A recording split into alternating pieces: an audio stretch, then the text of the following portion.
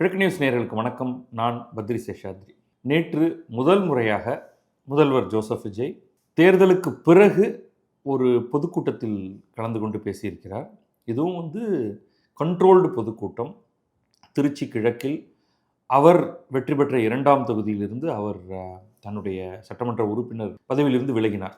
ஏன்னா அவர் ஒரு இடத்துல தான் பதவியில் இருக்க முடியும். பெரம்பூரை தக்க வைத்து கொண்டு திருச்சி கிழக்கிலிருந்து அவர் விலகியிருந்தார். அதனால் திருச்சி கிழக்கில் தான் போய் முதல் முறையாக அவர் வெளியில் போய் பேசுகிறார். திருச்சியில் தான் தன்னுடைய அரசியல் பயணத்துடைய முதல் பொதுக்கூட்டத்தில் அவர் கலந்து கொண்டிருந்தார். ஸோ அங்கே இப்போ ஒரு காரணமும் இருக்குது. ஏன்னா திருச்சி கிழக்கில் மீண்டும் வெல்லணும். It's mostly a formality. அவர் யாரை நிறுத்தினாலும் அங்கே அவங்க ஜெயிக்க போகிறாங்க அப்படிங்கிறது தான் என்னுடைய கருத்து. ஸோ அங்கே போய் அவர் பேசுகிறாரு, அட்ரஸ் பண்ணுறாரு. இந்த இடைப்பட்ட காலத்தில் அவருடைய செயல்பாடுகள், அவர் முதல்வராக நடந்து கொண்டது, அவருக்கான எதிர்ப்பு, அவர் எப்படி ஆட்சியை பிடித்தார், அதற்கு யாருடைய ஆதரவெல்லாம் தேவைப்பட்டது, அதை பற்றிலாம் அவர் கொஞ்சம் விரிவாக பேசுவார் அப்படின்லாம் எதிர்பார்த்ததுக்கு அந்த எதிர்பார்ப்பு பொய்த்து போனது. ஸ்கிரிப்டடாக சுருக்கமாக சில விஷயங்களை பற்றி மட்டும் பேசினார். ஆனாலும் அது அவருடைய ஆதரவாளர்களுக்கு, அவருடைய ரசிகர்களுக்கு நிறைய தீனி போட்டது.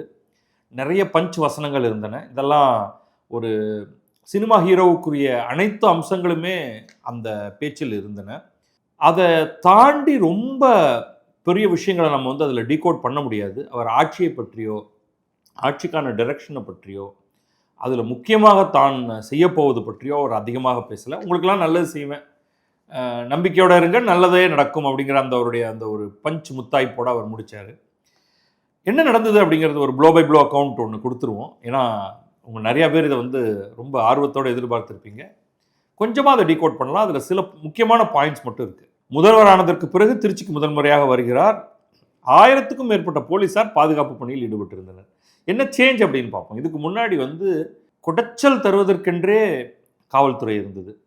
ரிஜெக்ட் பண்ணிவிடுவாங்க, பர்மிஷன் கொடுக்க மாட்டாங்க. இது கரூருக்கு முன்னமேயே பயங்கர தொல்லை கொடுத்துட்டு இருந்தாங்க. கரூருக்கு பிறகு அந்த மோசமான சம்பவத்தில் 41 பேர் உயிரிழந்ததற்கு பிறகு லிட்ரலி அவருக்கு சான்ஸே இல்லைங்கிற மாதிரியான ரேஞ்சில் தான் காவல்துறை நடந்துக்கிட்டு. இன்றைக்கி காவல்துறை 1000 பேர் பாதுகாப்பு பணியில் ஈடுபட்டு அப்படியே அரசு விழா மாதிரி இது ஆயிடுது இல்லையா? போக்குவரத்து மாற்றம் அதெல்லாம் புரோட்டோகாலோடு அதெல்லாம் வந்துடுது. ஆனால் மற்ற சில விஷயங்கள் எல்லாம் மாற்றமே இல்லை. தலைவர் இன்னும் தனி விமானத்தில் தான் பறக்கிறாரு. அது யாருடைய தனி விமானம் அப்படிங்கிறது தெரியல. அது டெல்லி போகிறதாக இருந்தாலும் சரி, திருச்சி வரதாக இருந்தாலும் சரி, தனி விமானத்தில் 2:45 மணிக்கு இறங்க அவரை அமைச்சர்கள், தவிக எம்எல்ஏக்கள் மற்றும் மதிமுக எம்பி துரை வைகோ ஆகியோர் வரவேற்றனர். இந்த துரை வைகோவை பற்றி கடைசியாக கொஞ்சம் மட்டும் பேசுவோம். அவர் வந்திருக்காரு, அவர் வரவேற்றாரு அப்படிங்கிறது மட்டும்தான் முக்கியம். துரை வைகோ எம்பியாக வெற்றி பெற்றவர் அப்படிங்கிறது ஞாபகம் வச்சுங்க. அவருடைய கட்சியை சேர்ந்தவர்கள் திமுக சின்னத்தில் தான் ஒரு நபர் இங்கே சட்டமன்ற தேர்தலிலும் வெற்றி பெற்றிருக்கிறார் அப்படிங்கிறது ஞாபகம் வச்சுக்கோங்க. அதுக்கப்புறமா விமான நிலையத்திலிருந்து சென்ட் ஜோசப் கல்லூரி மைதானம் வரை ஒரு 10 கிலோமீட்டர் தூரம் ஒரு ரோட் ஷோ. இதுக்கெல்லாம் அவருக்கு முழுமையாக அனுமதி மறுக்கப்பட்டிருந்தது முற்காலத்தில் அப்படிங்கிறத மட்டும் ஞாபகம் வச்சுக்கோங்க. அங்கே போய் புனித ஜோசப் கல்லூரியில் அமைக்கப்பட்டிருந்த அரங்கத்துக்கு நிகழ்ச்சி தமிழ்த்தாய் வாழ்த்துடன் தொடங்கியது அப்படிங்கிறது இந்து தமிழ் திசை. பொதுவாக இது தெரிவிக்கணுங்கிற அவசியம் இல்லை, பட் இங்கே அது முக்கியத்துவம் பெறுகிறது. ஏன்னா அரசு முறை நிகழ்ச்சியில் கவர்னர் பங்கேற்கும் பொழுது வந்தே மாதரத்தில் ஆரம்பித்து ஜனகணமனம் முடித்ததற்கு பிறகு தமிழ்த்தாய் வாழ்த்து அப்படின்னு போகிறது இருக்குது.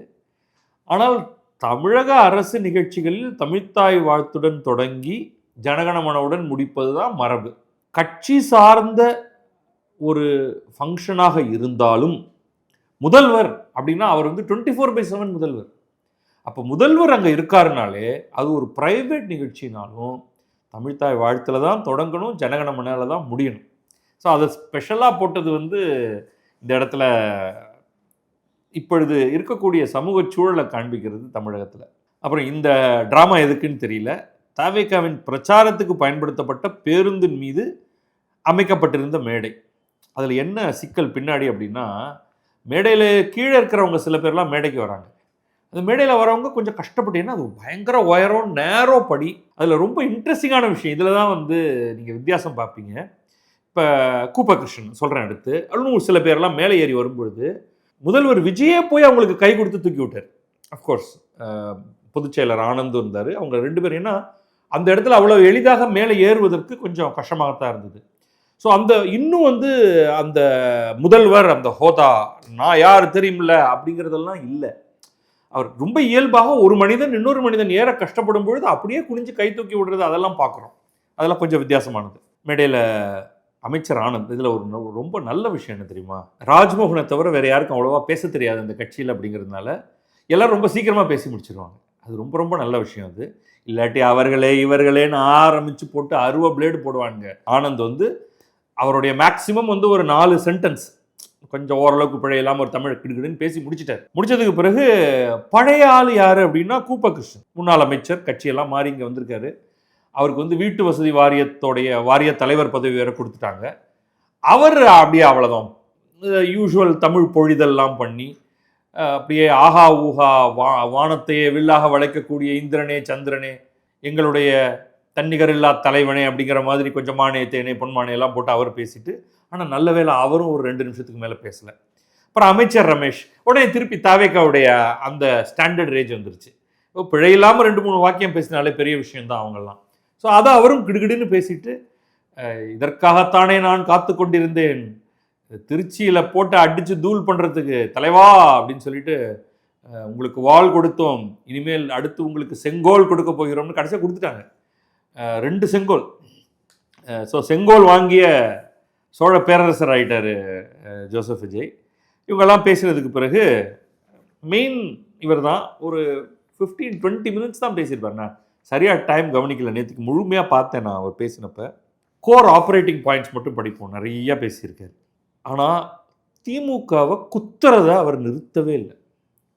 தேர்தல் முடிஞ்சிருச்சு, ஜெயிச்சாச்சு, திமுகவை தவிர வேறு யாரையும் அவர் பெயரை சொல்லவே இல்லை. பாரதிய ஜனதாவை கம்ப்ளீட்டாக இக்னோர் பண்ணிட்டாரு. அதிமுகவை தீர்ந்த சக்தி, என் காதில் தீர்ந்த சக்தின்னு கூட விழுந்தது. அது தீர்ந்தவா தான் இருக்கணும் அப்படின்னு அசியூம் பண்ணிக்கிறேன். தீர்ந்து போன சக்தி, ஸ்பென்ட் ஃபோர்ஸ் அப்படின்னு எடுத்துக்கலாம், இல்லை எரிக்கப்பட்டு சாம்பலாகி போன சக்தின்னு கூட எடுத்துக்கலாம். தீர்ந்து போன சக்தி அப்படின்னு எடுத்துக்கலாம்.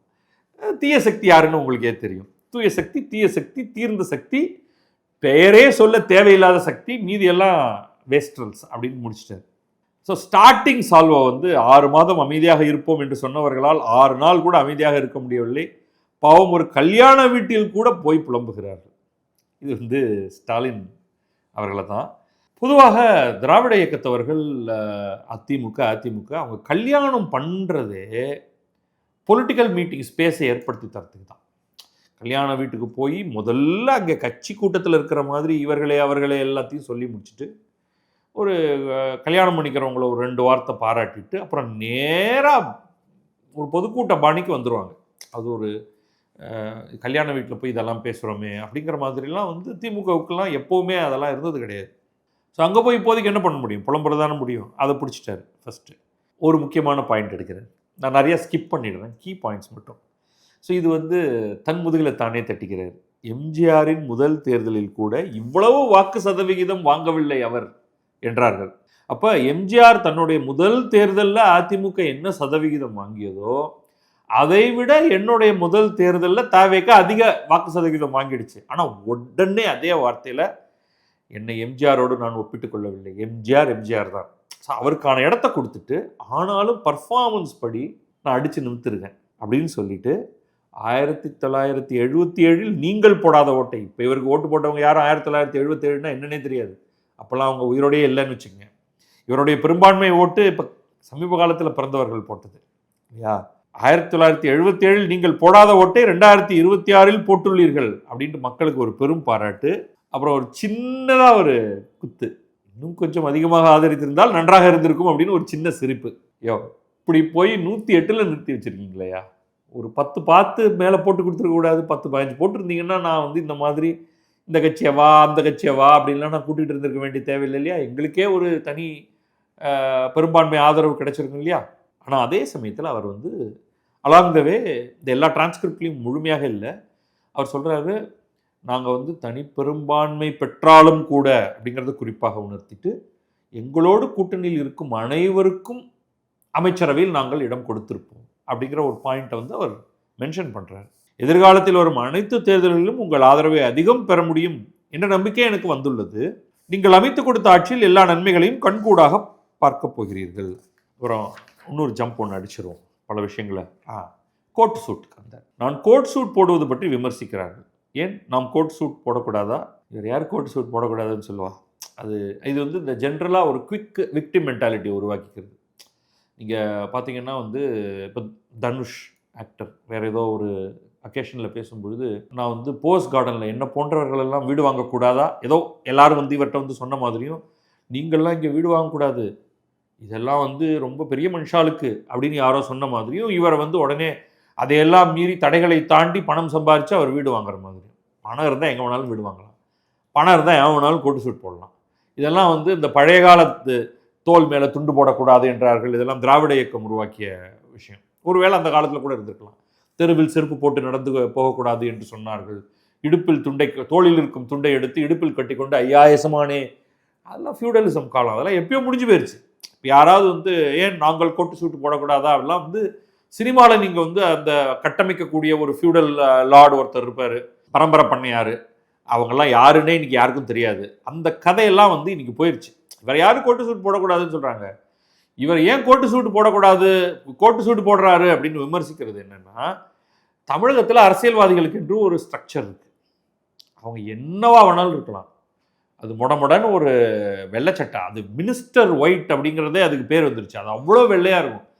நானும் தான் வெள்ளை பனியன் வெள்ளை சட்டையெல்லாம் வாங்குறேன். அது 2 தோச்சு முடிச்சதுக்கு பிறகு அது ஏதோ ஒரு மாதிரி பழுப்பாயிடுது. இவங்க மட்டும் ஏதோ ஸ்பெஷலாக வச்சுருக்காங்க. இல்லை ஒரு தடவை போட்டு தூக்கி போட்டுருவாங்களா என்னன்னு எனக்கு தெரியல. அப்படி ஒரு பளபளன்னு ஒரு வெள்ளை சட்டை, ஒரு வெள்ளை வேஷ்டி போட்டுக்கிறாங்க இல்லையா, அந்த பாணியிலிருந்து இவர் வேற மாதிரி இருக்கார். அவ்வளோதான். அதுக்காக தான் அந்த கேலி. நீ வந்து தமிழுங்கிறிய, அப்புறம் தமிழனோட ஆடை வேட்டி அப்படின்லாம் வேற சொல்லியாச்சு இல்லையா, அவ்வளோதான்.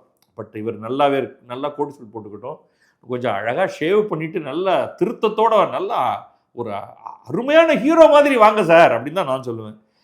நான் என்ன கலராவா கோட் சூட் போடுறேன், போடுங்க, யார் வேண்டாங்கிறா, நல்லா போடுங்க. 2 கலர் என்னத்துக்கு பஞ்சமா, கருப்பு வெள்ளை, அவ்வளோதான். ஏன்னா நம்ம மனசு மாதிரி கருப்பு வெள்ளை, இது யாரோ ஸ்கிரிப்ட் ரைட்டர் எழுதி கொடுத்தது. நல்லா ஜம்முன்னு போட்டு வாங்க, ஒரு 10 பிளேசர் வாங்கிங்க, மாறி போட்டு வாங்க.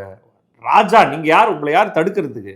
விஜய் ஆட்சிக்கு வரக்கூடாது என்று திமுகவும் மற்றும் பலரும் சேர்ந்து ஒரு கூத்து நடத்தினார்களே, இந்த மற்றும் பலரும் தான் இதுல வித்தியாசமானது. திமுகவும் மற்றும் பலரும், அதாவது அவர் வந்து அதிமுகவுக்கு ஒரு பெயரை உச்சரிக்கிறதுக்கு கூட உனக்கு ஒரு ஸ்டேட்டஸ் கிடையாதுரா அப்படின்ட்டார். ஒரு இடத்துல அதிமுகங்கிற பேர் கிடையாது. மற்றும் பலர், தீர்ந்த சக்தி, அதுதான் அவர் பயன்படுத்தக்கூடிய வார்த்தைகள். இப்படியெல்லாம் கூட நடக்குமா என யோசித்தோம். அதாவது திமுகவும் அதிமுகவும் கூட சேர்ந்து வருமா என்று யோசிக்கக்கூடிய ஒரு விஷயத்தை அவங்க பண்ணாங்க. எதுக்காக? விஜய் ஆட்சிக்கு வரக்கூடாதுங்கிறத வந்து தடுக்கிறதுக்காக. அது இன்னைக்கு வந்து கிட்டத்தட்ட எல்லா கட்சிகளுமே அது நடந்தது அப்படின்னு சொல்லிட்டாங்க. இன்னும் யார் ஜிப்பு போட்டு வாயை மூடி இருக்காங்க அப்படின்னு பார்த்தா திமுக மட்டும்தான். அதிமுகவுல உள்ளுக்குள்ளேருந்து கூட அதை பற்றி சொல்லிட்டாங்க. எப்படிங்க, எங்களால் முடியல, அதனால தான் நாங்கள் பாதி பேர் பிரிஞ்சுக்கிட்டு வந்தோம்னு சொல்லிட்டு அதில் 2 பேர் மட்டும் கண்டுகிட்டு இருக்காங்க, மீதி பேர் திரும்ப போய் சேர்ந்துட்டாங்க. ஸோ இது நடந்திருக்கு. திமுக மட்டும்தான் அதை பேசாமல் இருக்கு. அதனாலேயே அது உண்மை இல்லை என்று ஆகிவிடாது. அவ்வளோதான். திரும்ப அவர் கிளியராக சொல்லிட்டாரு, பைனரி ஈக்குவேஷன் தான். உங்களுக்காக உண்மையாக உழைக்க வந்த விஜயா அல்லது நம்ம ஆட்சியை தடுக்க முயன்ற ஸ்டாலினா? இப்போ ஸ்டாலின் வந்து முன்ன ஆட்சியில் இருந்தார்.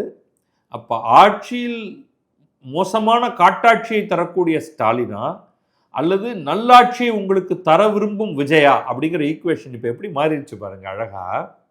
உங்களுக்காக உண்மையாக உழைக்க வந்த விஜயா அல்லது விஜய் ஆட்சிக்கு வரக்கூடாது என்று தடுக்க முயன்ற ஸ்டாலினா? அப்படியே அவர் வந்து வேற விதமான வில்லனா மாறிட்டார் என்பதுதான் இவங்க 2 பேருக்கு இடையில தான் போட்டியே.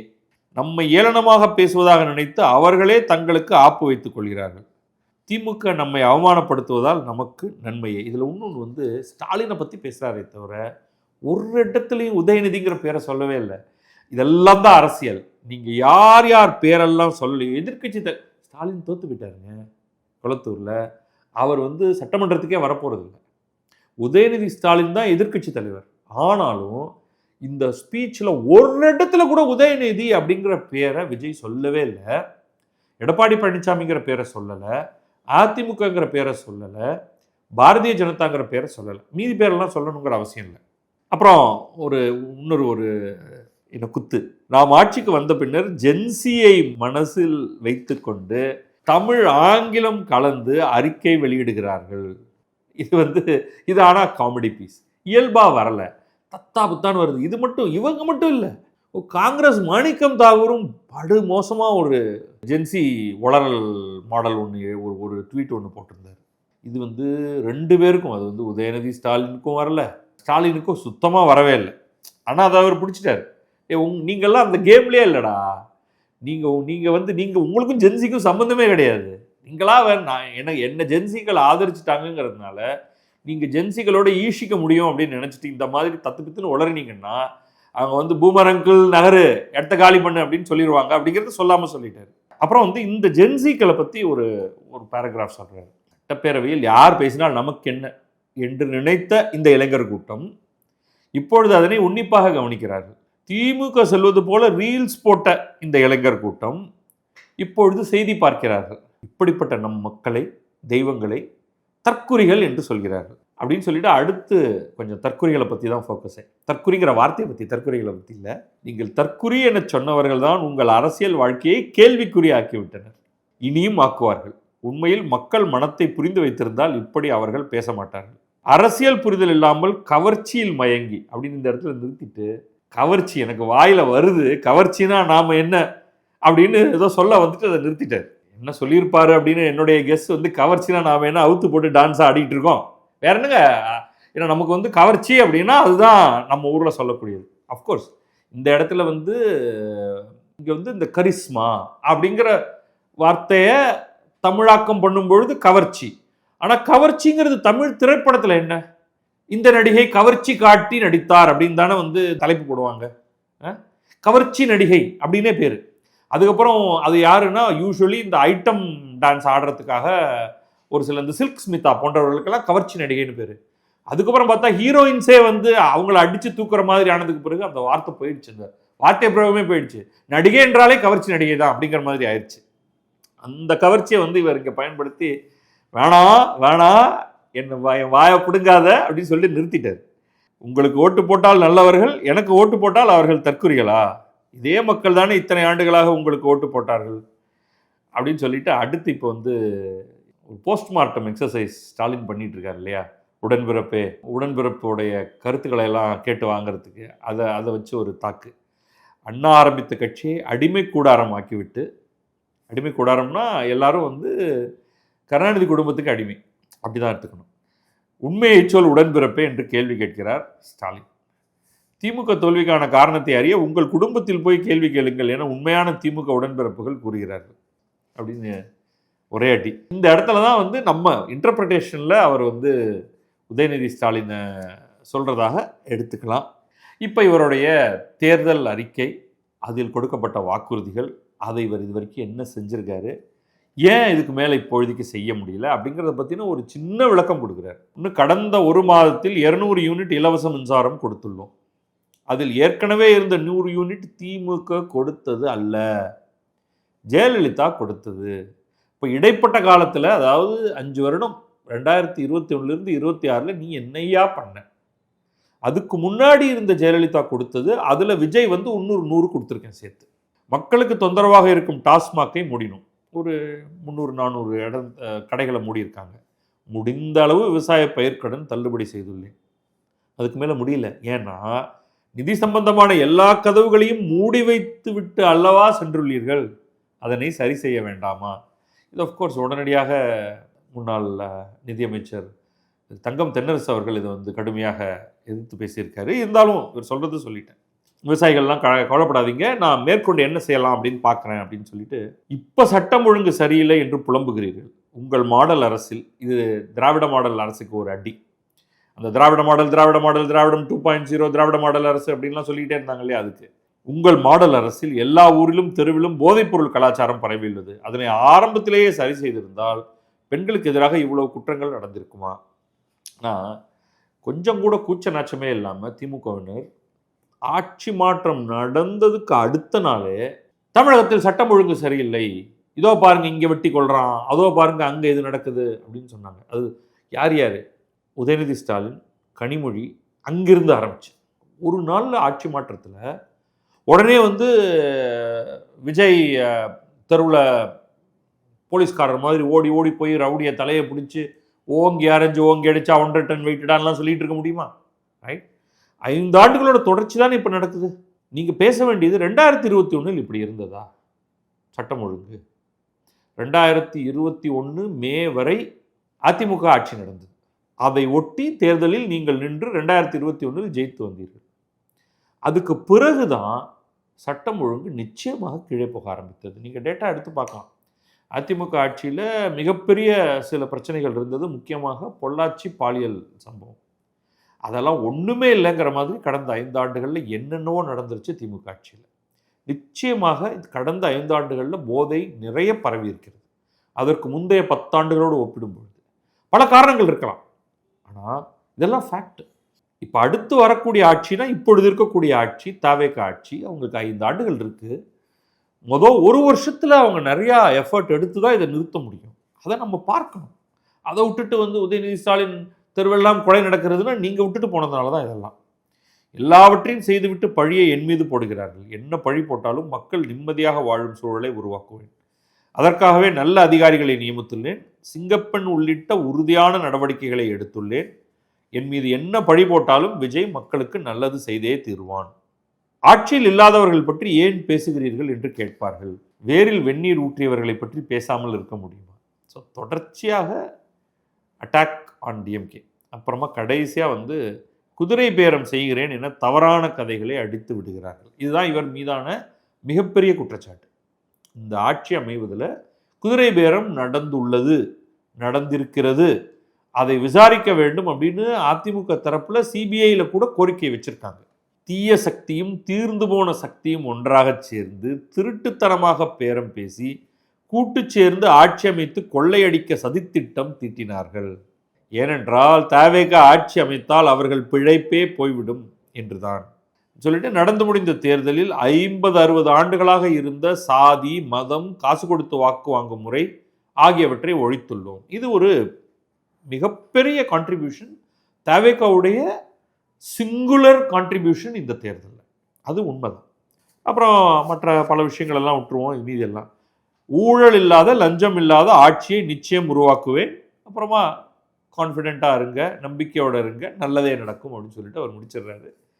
சில விஷயங்கள் மட்டும்தான் தொட்டிருக்கேன். அப்புறம் கொள்கையாக ஒரு லைனில் சொல்கிறாரு, மதச்சார்பற்ற கொள்கை, மாநில உரிமை, நதிநீர் உரிமை, சமூக நீதி இவற்றையெல்லாம் விட்டு கொடுக்கவே மாட்டோம் அப்படின்ட்டு. ஆனால் நிறைய சேலஞ்சஸ் இருக்குது, அதை அவர் எப்படி எதிர்கொள்கிறார் அப்படின்னு பார்ப்போம். இப்போ இந்த துரை வைகோ மேட்டருக்கு மட்டும் வந்துடுவோம். துரை வைகோ வந்து ரொம்ப சுருக்கமாக மட்டும் பார்த்துருவோம். நம்ம விஜய் வந்து விரிவாக பார்த்தாச்சு. முதல்ல அவர் தனி விமானத்தின் மூலம் முதல்வர் ஜோசப் விஜய் திருச்சியில் விமான நிலையத்தில் வந்து இறங்கும்போதே துரை வைகோ மட்டும் அங்கே இருக்கார், அலாங் வித் தவேக ஆட்கள். ஸோ அதுவே ஒரு பெரிய டிபார்ச்சர். கேட்டால் நான் வந்து இந்த தொகுதியில் நாடாளுமன்ற உறுப்பினர், முதல்வர் வரும்பொழுது நான் அவரை பார்த்து அவரை வரவேற்கணும் அப்படின்னு சொல்லிட்டு, அதற்கு பிறகு வந்து அவர் என்ன சொல்கிறாரு பத்திரிகையாளர்களை சந்தித்து அப்படிங்கிறது தான் முக்கியமாக இருக்குது. முதல்வராக பொறுப்பேற்ற பின்னர் விஜய் முதன்முறையாக திருச்சிக்கு வருகை தந்துள்ளார்.